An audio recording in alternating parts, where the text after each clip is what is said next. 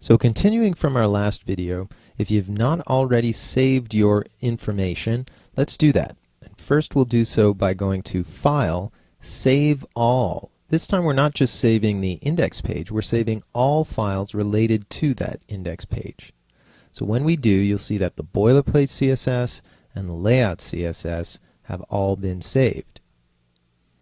At this particular moment, what I want you to do is to open up in the finished files. So in the finished folder, you can open up the index page and take a look at your finished version of this website. Well, just as a time-saving feature, I'm going to ask you to go to your code view, and within the div with the ID called header, you can just select all of the information that's there. Let's copy that information by pressing Command-C on a Mac or Control-C on a PC. Once we've got it done, I'd like you to go to your original file that you were working with, go to the code view. It's much easier to do so within the code view. Select all the content in the header and replace it with your information that you just copied. And you can do that by pressing Command-V on a Mac or Control-V on a PC. Now if you want, you can also space things out a little bit nicer. Put in some returns wherever you feel they're needed. If you go back to the index page, you can go into the div that has the ID of nav and take all those unordered list elements, copy them, Command-C or Control-C, go back to our work, inside of your nav, just going to put a few spaces. I'm going to select the information in here and paste Command-V or Control-V on a PC. All of that information in here. Again, you can space those around. At this point, I'm going to complete doing this with the rest of the information that I have here. However, I'm just going to skip ahead, but it's using the same process as we've done up to this point. Once you've got all of that done, you can close that final file, and let's look at what we've got here in our design view. Well, at the moment, you can see the very familiar elements, but you'll notice that nothing has really been styled just yet. You'll also notice that there are two images that are being used in this particular design, and that's fine, but there's one major change from the ones that we were working with before. If you go to the code view again and navigate to any one of those images, you'll see that within the image tag, the width for this particular image is set to 100% as opposed to a pixel amount. And that's going to ensure that no matter what the size of our container, the images will be resized accordingly. So, within our design view, we have a good sense and we can see exactly what it looks like at the moment. However, there's a few things that we want to be doing first. You'll notice that I've placed within the Start menu a second CSS file. This is the one called Theme. It's pretty much like all the other CSS files that we've been working with prior to this, except it's been made and adjusted slightly for this particular design. Not really anything all that different.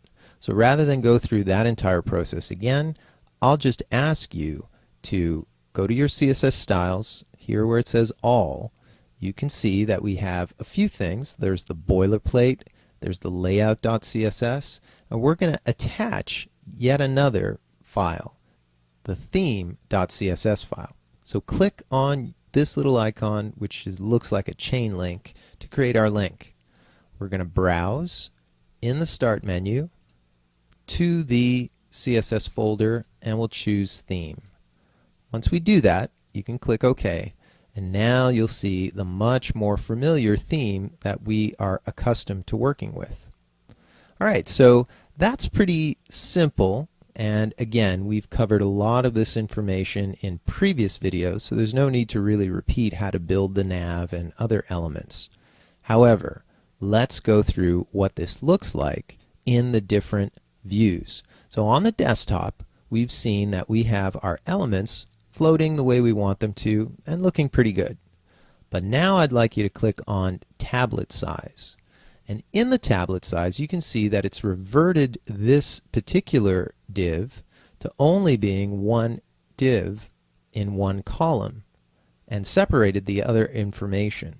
So we don't want that. On a tablet, I'd like you to click on the div and then come to the side, and we're going to take up 5 columns of information. The rest of the information is going to create a secondary floating div. Now we already have that floating div here, so I'm going to select the aside and we're going to turn this into a 3-column div. As soon as you do, you'll see that it ends up being floated on the left-hand side right next to it here. That's good. Now maybe on a tablet, as you can see here, you've got some information that could work, but I'm not really pleased with the way that it is one on top of each other. Perhaps I want this first area to still show up the way it is, but maybe these second ones can turn into something a little different. First of all, I'd like you to select the footbox 2. Now again, be careful. It's not the form you want to select, it's the actual box itself. So make sure down at the bottom here it says div foot 2. What I want to do is I don't want it to float next to this one. I just want to create 2 columns of information. So this one should be aligned right on the left. So this little area here where you see the arrow, I want you to click on that. Then we're going to reduce this to 4 equal columns. One for this one, and then we'll select foot 3, and we'll turn that into a 4-column design as well. Now we have 2-column layout here inside your footer. And that's looking pretty good. So that's what it would look like if it was now on a tablet. What I now want you to do is to go to the mobile size.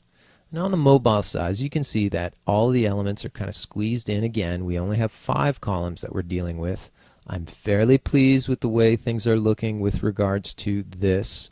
We want the article to only be 1 column. That's fine. You'll notice that this particular element, which was set to float left, we now want it to just take up its own column. So I'll click on the little arrow right here. There you go. Now the other elements that we have in here are the rest of the footer elements. Well, this is not going to be in more than anything but 1 column. So select footer 2 and click on this so that it is starting its own row. Select footer 3 and do the same thing. Now we've got 3 different designs: the smartphone, the pad or tablet design, and finally the one we started with, which was our original design in the desktop version. Now if you at this point do not need those columns, you can always go to the view menu and you can say visual aids, and you can turn off the fluid grid guides or all the visual aids if you wish.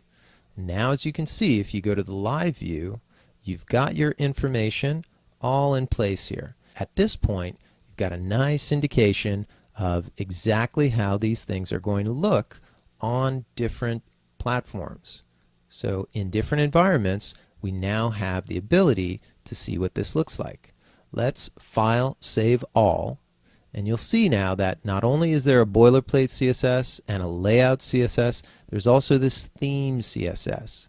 Now you might be wondering, why did I need the theme CSS? Why couldn't I just go into the layout.css? Well, let's take a look at the layout CSS and we'll see what it looks like. Well, within here, it doesn't really look like anything too difficult. However, there are some important distinctions between this layout and the ones we were working with previously. You'll notice that in most cases, the width is always going to be defined in percentage amounts. And you can see that this is indicated not only for the desktop version, but take a look at this. This is where we talk about media queries. And here, within that same CSS file, there is a tablet layout that has been defined as 481 pixels to 768 pixels. And look what it does. At media, only screen, and a minimum width of 481. So this is defining what this looks like at that particular width. And then finally, if you scroll down, at media, only screen, there's a minimum width of 769. This is the desktop layout, which is inheriting from the previous ones. So the first one is dealing with the phone view, the second one is dealing with the tablet, and the last one is dealing with the desktop view. So if you don't want it to have a minimum width of 769, well, you could change that information. It's easily adaptable and the code is great. But the reason why I'm handling the theme information, which is pretty much like what we've been working with in the past, inside of a separate CSS file, is often because if you were to make changes within this area, Dreamweaver might have some difficulty with your design view and the ability to snap things into the fluid grid paradigm that it's using. So I generally will ask you to create a separate theme.css file that you can work with and not really make any changes to layout. Now when we come back in the next chapter, I'm going to be showing you videos that will allow you to take your designs that you've created and upload them to a server.